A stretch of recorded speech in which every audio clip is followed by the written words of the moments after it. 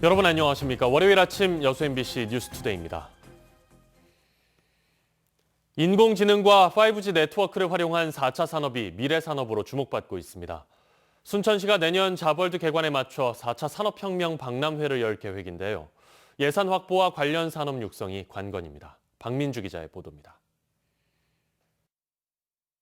호남권 첫 직업체험센터인 자벌드.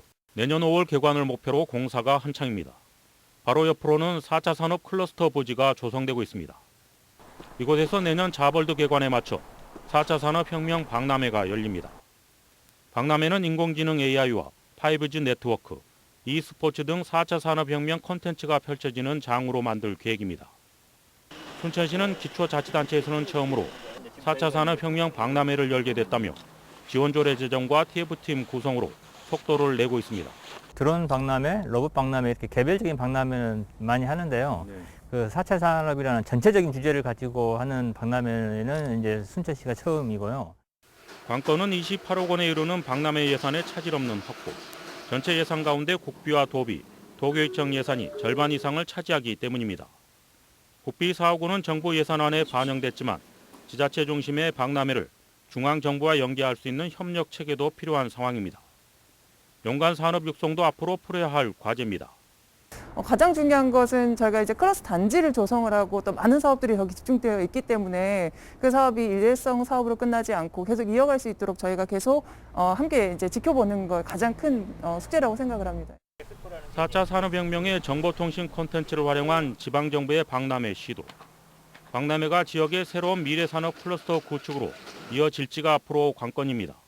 MBC 뉴스 박민주입니다.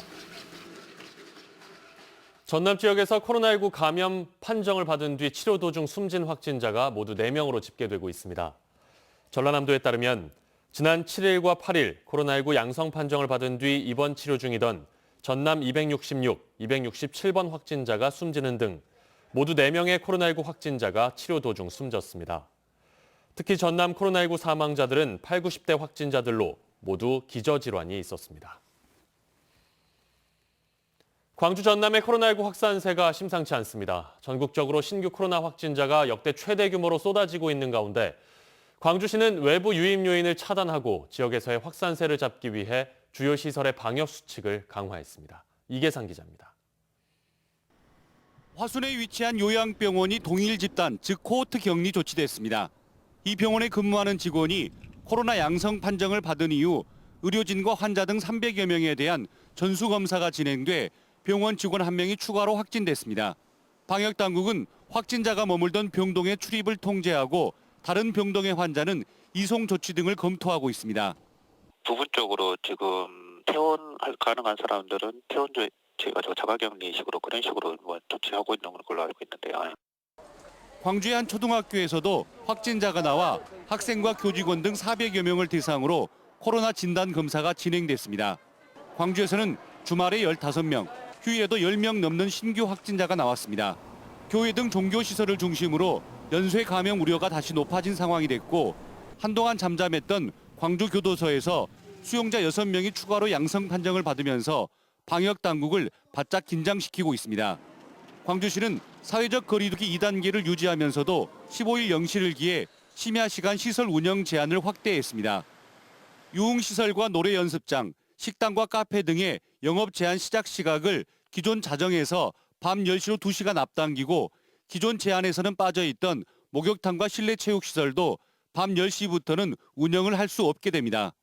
특히 연말 연시를 앞두고 지역 간 교류나 사적인 모임이 빈번해지면서 방역당국은 다른 지역으로부터의 바이러스 유입을 막기 위해서 터미널과 역에 대한 방역 조치도 강화했습니다. 전문 인력을 추가 배치해 증상 있는 분들의 상담과 진단 검사 조치 등이 가능토록 하고 승객 발열 검사를 한층 강화해서 코로나19 유입을 선제적으로 차단하겠습니다. 국내 코로나 확진자 규모가 연일 최고치를 갈아치우고 강도 높은 사회적 거리두기가 임박한 가운데 가족과 이웃의 안전을 지키기 위한 멈춤의 시간이 어느 때보다 중요해졌습니다. MBC 뉴스 이계상입니다. 코로나19 상황도 심각한데요. 전남 지역에서는 고병원성 AI 조류 인플루엔자도 빠르게 확산하고 있습니다. 전라남도에 따르면 지난 5일 영암군 시종면 오리농장에서 AI 의심 사례가 처음 발견된 이후 일주일여 만에 농장 3곳과 도축장 1곳 등에서 모두 4건의 고병원성 AI 확진 판정이 나왔습니다. 전남 지역에서는 3년 만에 고병원성 AI가 발생하면서 전체 오리 사육 규모의 3분의 1에 해당하는 113만여 마리가 불과 일주일 만에 살처분된 것으로 집계됐습니다. 따라서 전라남도는 시설과 차량 소독 등 방역 조치를 강화했습니다. 순천만 국제정원박람회의 원활한 개최를 위한 특별법 제정 여부에 관심이 모아지고 있습니다. 더불어민주당 소병철 의원은 최근 열린 영상토론회에서 오는 2023년 정원박람회 개최를 앞두고 정부의 적극적인 지원과 예산 투입이 필요하다며 이를 위한 법적 근거 마련을 위해 특별법을 발의하겠다고 밝혔습니다. 한편 정부의 내년 예산안에 정원박람회 개최 지원을 위한 국비 20억 원이 반영되면서 사업 추진에 탄력이 붙을 것으로 기대됩니다. 진상규명이 온전히 이루어지지 못한 과거사를 다룰 진실화해를 위한 과거사정리위원회 2기가 출범했습니다. 이번 진실화해위는 일제강점기나 직전 시기의 항일 독립운동, 일제강점기 이후 해외 동포 활동, 광복 이후 민간인 집단 사망 또는 인권 침해 등과 관련된 사건을 조사할 예정입니다. 진실규명 신청은 오는 2022년 12월 9일까지 관할 시군구청으로 접수가 가능하며 당사자와 유가족, 8촌 이내의 혈족이거나 4촌 이내의 인척 또는 배우자인 경우 신청할 수 있습니다.